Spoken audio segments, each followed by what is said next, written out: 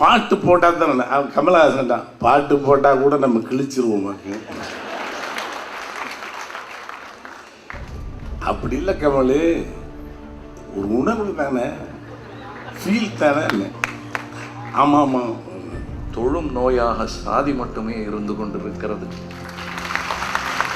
அதையும் கடந்து இளையராஜாவுடைய பீக் உலகத்தில் என்னை நிறுத்தி கொண்டான். 14 அடுத்து கிடைக்க முடியும். இந்த திருவாசகம் பாடிய குரல் என் குரல் என தோன்றுகிறது எனக்கு. இப்படித்தான் தோன்றும் ஒவ்வொரு தமிழனுக்கும். தமக்கும் இசைஞானிக்கும் இருக்கும் நட்பின் இறுக்கத்தை பகிர்ந்து கொண்டார் பத்மஸ்ரீ கமல்ஹாசன். ஆனால் எனக்கு கிடைத்த ஒரு பெரும் பாக்கியம் நெருங்கி அந்த மனிதருடன் பழகுவதும் அவருடன் பேசுவதும் விவாதிப்பதும் ஆக பல நாட்கள் கழிந்திருக்கின்றன. அவற்றிற்கு நன்றி முதலில் சொல்லிக் கொள்கிறேன். தமிழுக்கு அவர் செய்திருக்கும் இந்த பெருஞ்சேவைக்கு நன்றி என்றென்றும் தமிழ் மொழியும் தமிழ் மண்ணும் தமிழ் பேசும் மக்களும் சொல்லிக் கொண்டிருப்பார்கள்.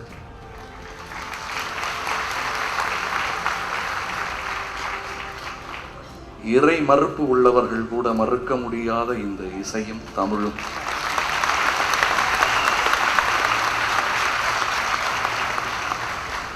இன்று எங்கள் மத்தியில் இச்சமயம் எச்சமயம் என்று நோக்காமல் இச்சமயம் எங்களுக்கு தந்ததற்காக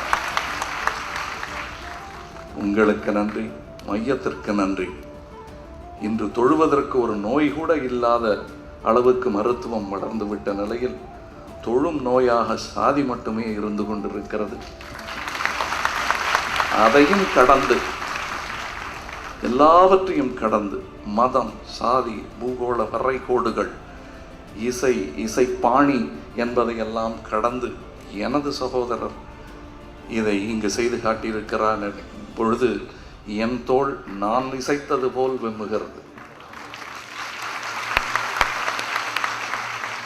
இப்பொழுது அந்த திருவாசகம் பாடிய குரல் என் குரல் என தோன்றுகிறது எனக்கு. இப்படித்தான் தோன்றும் ஒவ்வொரு தமிழனுக்கும். தமிழ் மொழி தெரிந்தவனுக்கும்.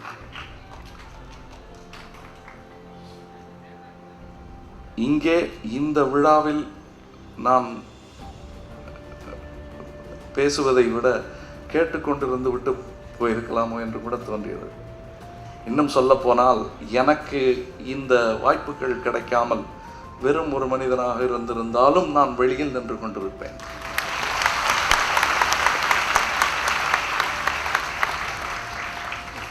இசை புலமை தமக்கு இல்லாவிட்டாலும் உணரும் சக்தி அறிந்தவன் என்று மகிழ்ச்சியை பகிர்ந்து கொண்டார் இயக்குனர் இமயம் பாரதிராஜா.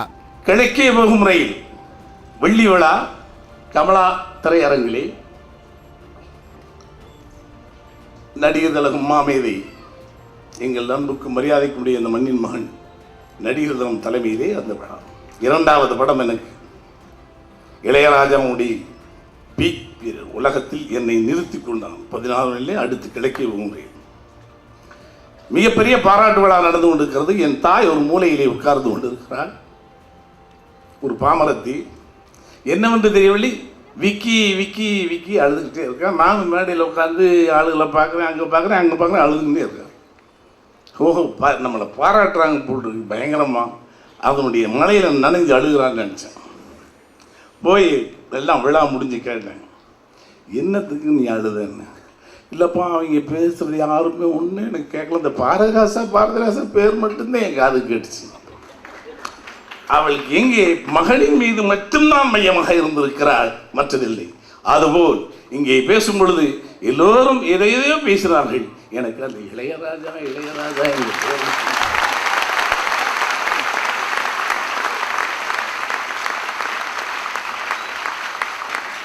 ஏற்கனவே நான் சொல்லி இருக்கிறேன், நான் அவனாவும் கொஞ்சம் விவரமானவன்.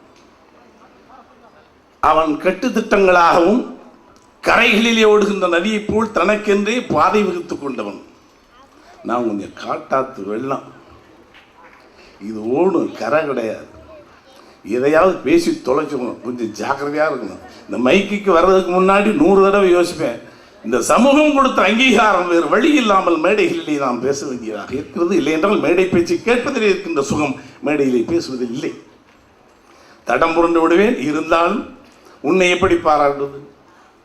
உன்னை பாராட்டுவது என்பது என்னை பாராட்டுவது போல் ஒன்றுமே சொல்ல முடியாது. நினைத்து நினைத்து பார்க்கிறேன். இளையராஜா 40 ஆண்டு காலம் நீயும் நானும் சிந்தித்த முதல் சந்திப்பு. என் கண்ணீர் வந்து சொன்னான். இன்று இத்தகைய பெருமைக்கு ஆளாகி இருக்கின்றது. நான் முதல் முறையாக வணக்கம் சொல்வது உன் தாய் இந்த இங்கே இல்லை. இருந்தாலும் உன் தாயின் ஸ்தானத்தில் தமிழகம் இருக்கிறது. இன்று பாராட்டிய அத்தனை பேரும் உன் தாயினுடைய தாய் ஸ்தானம். நான் பெருமைப்படுகிறேன். என் வைகாற்று மண்ணுக்கும் என் மேற்கு தொடர்ச்சி மலைகளுக்கும் நான் பெருமைப்படுகிறேன். அடடா, என் பூமி, என் தெற்கு பூமி அந்த கரட்டுக்காடும் கள்ளி செடிகளுக்கும் மத்தியிலே பூத்த மிகப்பெரிய உனக்கு என்ன சொல்லுவது? என் மண்ணுக்கு அந்த பெருமை உண்டு. நல்ல கலைஞர்களை உருவாக்கியது. நான் கூட படிப்பறிவில்லை என்றாலும் அவன் அறிவுபூர்வமானவன், நான் உணர்வு பூர்வமானவன். எல்லாவற்றையும் கலந்து கொடுத்திருக்கிறது மதுரை. அந்த விதத்திலே நான் என் மண்ணுக்கு முதல் முறையாக வைகை பற்றுக்கும் அந்த மேற்கத்தி தொடர் மலைகளுக்கும் அந்த மேகங்களுக்கும் அந்த காற்றுக்கும் வணக்கம் சொல்லுகிறேன், நன்றி சொல்லுகிறேன். உன் தாய் இல்லை என்றாலும் தமிழக மக்களும் அந்த மேற்கு தொடர்ச்சி மலையும் உன்னை இங்கே வாழ்த்தி கொண்டிருக்கிறது. வந்தோடனே ரஜினி சார் இருந்தால் பக்கத்தில் இருக்காங்க. என் பாட்டே போடலையா? பாட்டு போட்டதுனா பாராட்ட முடியும். கொஞ்சம் சும்மா அவர் ரஜினி என்னை கூட அமுக்கிறார். என்னன்னு கமல் கேட்டேன், என்ன ஜெயபால் ரெட்டி வரல? அது எனக்கு தெரியல. நான் கொஞ்சம் லேட்டாக வந்து தொலைச்சேன். பாட்டு போட்டால் தானே அவன் கமலஹாசன் தான், பாட்டு போட்டால் கூட நம்ம கிழிச்சிருவோமாக்கு. அப்படி இல்லை கமல், ஒரு உணர்வு தானே, ஃபீல் தானே. ஆமாம் ஆமாம், 30 வருஷமாக நம்ம என்ன குப்பை ஓட்டியிருக்கோம்? உணர்வின் பூர்வமாக குப்பை ஓட்டியிருக்கோம்.